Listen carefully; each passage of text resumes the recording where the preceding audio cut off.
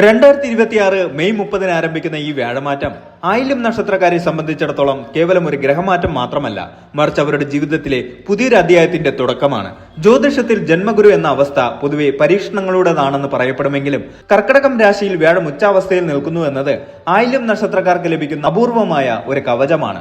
കഴിഞ്ഞ 12 വർഷത്തിനിടയിൽ നിങ്ങൾ നേടിയെടുത്ത അനുഭവങ്ങളെയും അറിവിനെയും പ്രായോഗികമായി നടപ്പിലാക്കാനും അതിലൂടെ സമൂഹത്തിൽ മാന്യമായ ഒരു സ്ഥാനം ഉറപ്പിക്കാനുമുള്ള സുവർണ അവസരമാണിത്.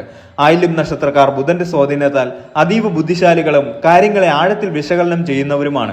ഈ ബുദ്ധിശക്തിയിലേക്ക് വ്യാഴത്തിന്റെ വിവേകവും ആത്മീയതയും കൂടി ചേരുന്നതോടെ നിങ്ങളുടെ വ്യക്തിത്വത്തിൽ വലിയൊരു പരിവർത്തനം സംഭവിക്കും. മുൻകോപവും അമിതമായ ആത്മവിശ്വാസവും മാറ്റി നിർത്തി മറ്റുള്ളവരെ കേൾക്കാനും അവരെ ഉൾക്കൊള്ളാനും നിങ്ങൾ തയ്യാറാകണം. വ്യാഴം നിങ്ങളുടെ ജന്മരാശിയിൽ നിൽക്കുമ്പോൾ പ്രപഞ്ചത്തിന്റെ മുഴുവൻ ഊർജവും നിങ്ങളിലേക്ക് കേന്ദ്രീകരിക്കപ്പെടുകയാണ്. ഇത് ശാരീരികമായി അല്പം മടിയോ അലസതയോ ഉണ്ടാക്കിയേക്കാം. എന്നാൽ ആ മടിയെ അതിജീവിച്ച് കർമ്മരംഗത്ത് സജീവമായാൽ വരാനിരിക്കുന്ന 12 വർഷത്തേക്കുള്ള ശക്തമായ അടിത്തറ പാകാൻ ഈ കാലയളവ് നിങ്ങളെ സഹായിക്കും.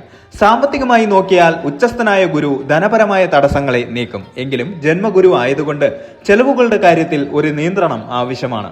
പണം വരുന്നത് പോലെ തന്നെ അത് മംഗളകർമ്മങ്ങൾക്കായി ചെലവഴിക്കപ്പെടും. കുടുംബത്തിൽ സമാധാനം നിലനിർത്താൻ വിട്ടുവീഴ്ചകൾക്ക് തയ്യാറാകണം. പങ്കാളിയുമായുള്ള ബന്ധത്തിൽ കൂടുതൽ സുതാര്യത കൊണ്ടുവരുന്നത് ഗുണകരമാകും.